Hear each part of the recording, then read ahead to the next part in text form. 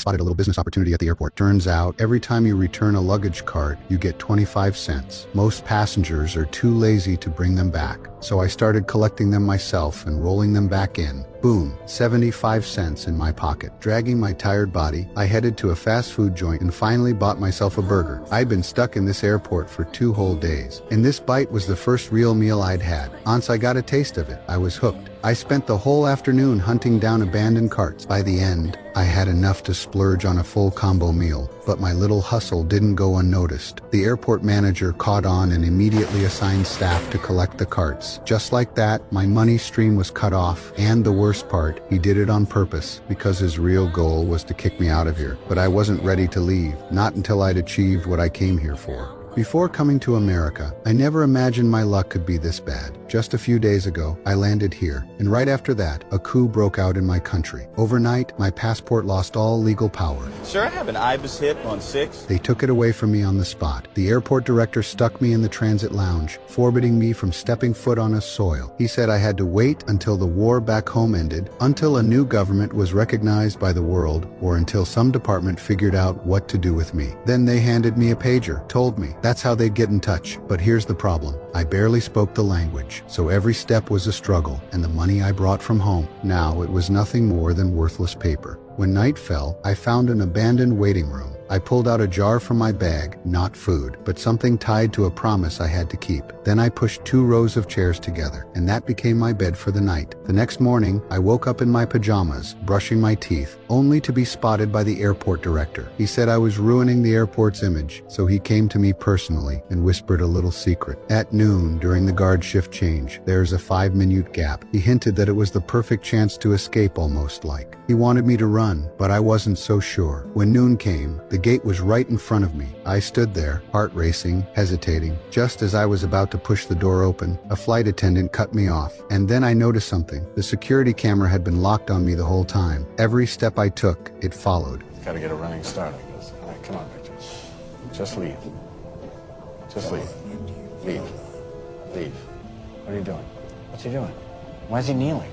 Is he praying? No, he's trying to shoot Do they us. pray at See? noon? Isn't No. that? Turns out, the whole thing was a setup by the director, but lucky for me, I wasn't foolish enough to fall for it. Later, I found 2 books at the airport bookstore, one in English, the other in my native language. So I started learning by comparing them, page by page. Before long, I could actually understand most of the news. Every day, I went to the processing counter. The girl working there already knew me by now. I couldn't get a visa, but my positive attitude at least earned her respect. What I didn't notice was the food delivery guy quietly watching us from behind. That night, back in the abandoned lounge, he was already waiting for me. We need to talk. He wanted a deal. He asked me to dig up everything I could about that girl at the counter. You help me to win her heart and you'll never go hungry again. And just like that, I became his tool. Every day I'd ask her about her hobbies, her interests, pretending it was casual, until one day my pager suddenly went off. I rushed to the director's office and he said he'd finally found me a way out. I could apply for asylum. All I had to do was answer one question. Do you, at this time, have any fear of returning to your own country? No.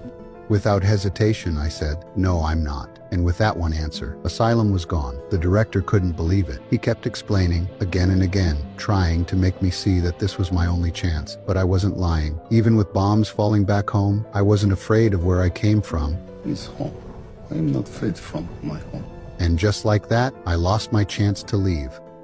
One day, I noticed a janitor. Every time he mopped the floor, he'd sit back and quietly enjoy watching people slip. That's when a flight attendant lost her balance and fell. I rushed over, helped her up, and saw that her high heels had snapped. She was forced to tiptoe her way forward. So I handed her a coupon for a budget shoe store. For a moment, I thought, maybe this was fate. Maybe this was my chance at romance. But turns out, her heart already belonged to someone else. Later, I ran into her again. From her phone call, I overheard the truth. The man she loved was already married. She had been flying extra hours every day just to steal a chance to see him, but he never showed. I handed her a handkerchief, and that was when she finally noticed me. I pretended to be a construction contractor, chatted casually, then got ready to leave. But to my surprise, she took the initiative and invited me out, said she wanted to share her favorite Italian meat rolls. My heart wanted to say yes, but my reality wouldn't let me leave the airport, so I turned her down. What I didn't expect was that she misunderstood misunderstood my rejection, thinking I saw her as some cheap,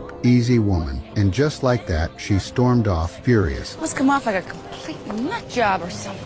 No. I didn't want to eat alone. You ever done that before? Wet floor, wet floor.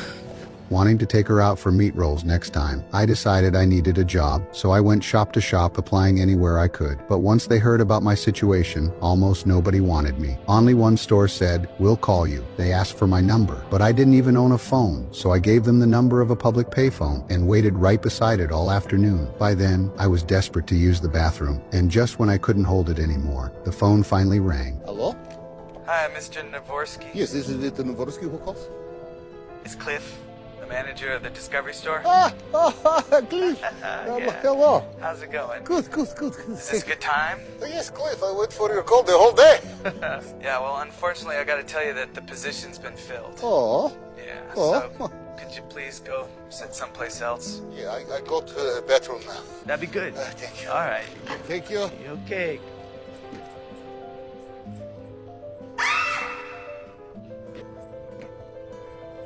On the way back, I passed a room under renovation, and since construction was my actual trade, I figured, why not practice? So I spent the whole night fixing up a wall. When I stepped back and admired my work, I felt proud, completely unaware of the construction crew standing behind me.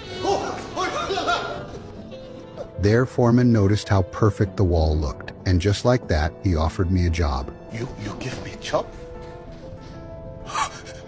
6:30, yes, boss. That night, I found a map left behind by the food delivery guy. I followed it to a hidden base inside the airport. There I saw the old janitor, the baggage handler, and a few others. The janitor didn't trust me. He thought I was some foreign spy covered in hidden microphones. To prove my innocence, I had to go through an X-ray check. Only then did he finally relax. And from that moment on, I became one of them. That day, an emergency broke out. A passenger from Eastern Europe was in a panic, terrified his life. Saving medicine would be confiscated. Because of the language barrier, the director called me over to translate. I spoke Bulgarian, and it was close enough to his language. With a few words of comfort, I managed to calm him down. The director asked me to explain. He needed a special permit to bring the medicine on board. But when I dug deeper, I learned he had bought it in Canada for his father. It was the only thing keeping the old man alive. The director didn't care. Rules were rules. No permit, no medicine. The man dropped to his knees, begging, pleading, desperate for mercy, but the director just shook his head. I watched helplessly as security tried to drag him away, until suddenly an idea hit me. There was a loophole in the rules. If the medicine was declared for animals, then he could take it with him. But the director wasn't going to make it that easy. He demanded the passenger say it himself. I quickly translated the words for him, but the man froze, too shocked to respond. The director gave the order, take him away. And just as the guards moved in,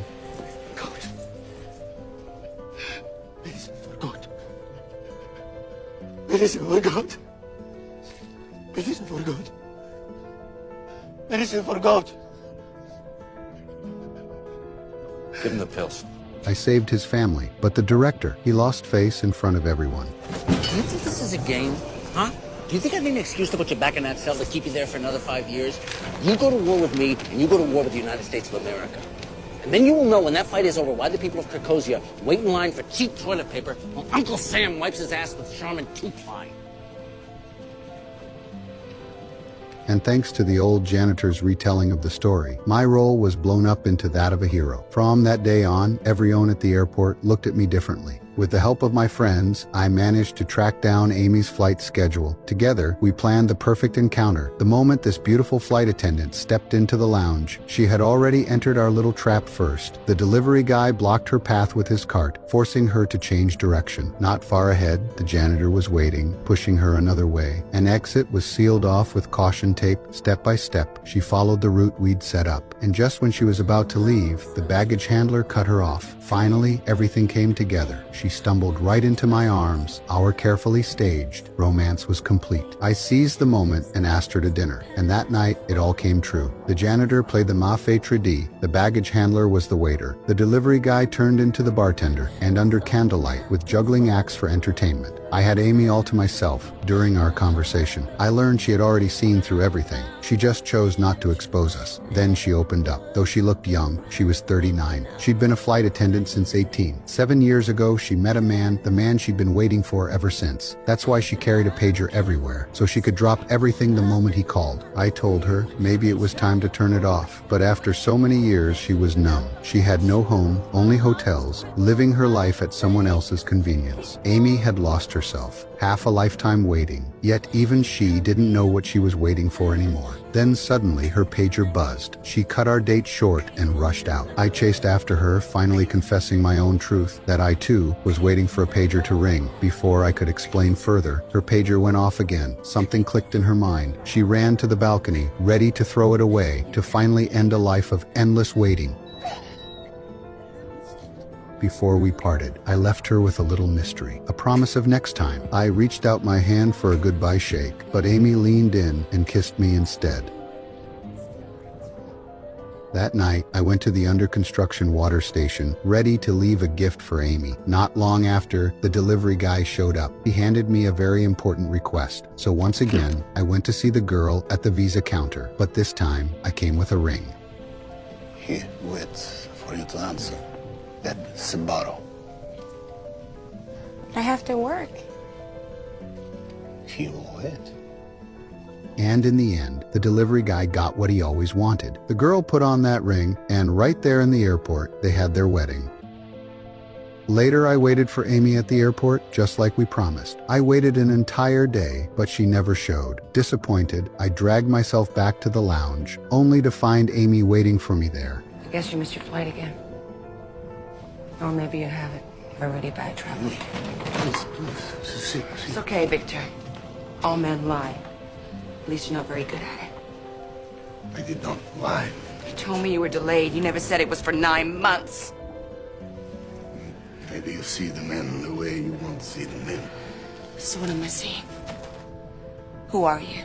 She told me she'd finally cut ties with that man, but now she had lost all trust in me, turns out. Earlier that day, when she got off her flight, the director's guard stopped her. He had already noticed the jar I'd been carrying, and he wanted to use Amy to uncover my secrets. He asked her, "How well do you really know him?" To Amy, I was just like her, someone homeless, someone stuck, living a life of endless waiting. But then, the director told her everything about me, my entire truth laid bare. Just as Amy was about to leave, I grabbed her and pulled her toward the gift I'd prepared. It was inspired by Napoleon's gift to his lover, 1,000 fountains. But mine didn't work. No water shot out. She didn't care. Amy had never had anyone care for her like this before. She asked me, "Are you a fugitive or what?" I opened the jar that held my secret and finally told her my story. My trip here, it was all for a promise. The jar, it only contained some signatures. My late father, when he was young, saw a photo of a jazz band, 57 members in total. He wrote over 100 letters trying to get each one's autograph. He waited for over 40 years and managed to collect 56 signatures, all for the one that remained. I came to America alone, just to fulfill my father's last wish. And now, after everything I've been through, I realize it wasn't just me completing his promise. It was him guiding me all along, leading me here to you. After hearing my story, Amy finally let her guard down. She accepted me.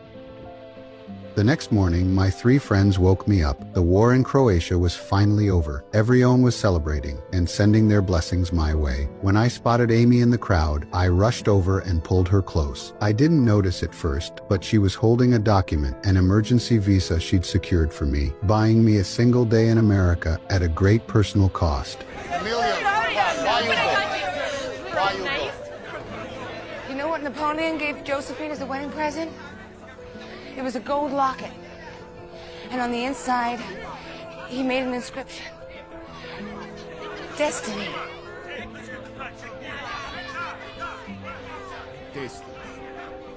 Turns out, she had gone back to that man's side, but before leaving, she left me a ticket to the airport gate. I went straight to the visa girl, but she said this emergency visa still needed the director's signature, so I tracked him down only he'd been promoted. He handed my passport back, telling me to go home, but the war back in my country was over. I had the right to step off airport grounds and into the United States to win this silent, no gun war. The director tried to use my 3 friends as leverage. The baggage handler had worked here for 20 years. He'd broken broken rules multiple times to help me, risking his retirement benefits. The newlywed delivery guy had smuggled me into the kitchen, and the janitor. He had a criminal record. I couldn't let any of them suffer because of me. I'll have to deport him.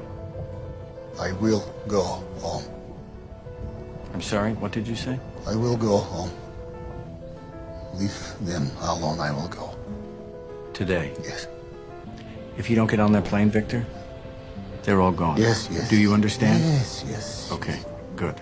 So I made my choice. I set off to finally go home. My friends, unaware of everything, were still urging me to finish what I came here for. Even the janitor looked down on me, thinking I was so close to the finish line, yet lacked the courage to reach it. You are a coward. You are a coward! I didn't explain. I just walked past his insults and left. Soon after security stopped him, they explained my reasons, why I had to do what I did. As I waited for my flight, I suddenly noticed a flurry of activity outside. Following everyone's gaze, I saw the janitor holding a mop blocking my return flight. He gave me the reason I needed to finally move forward. I'm going home! Get lost!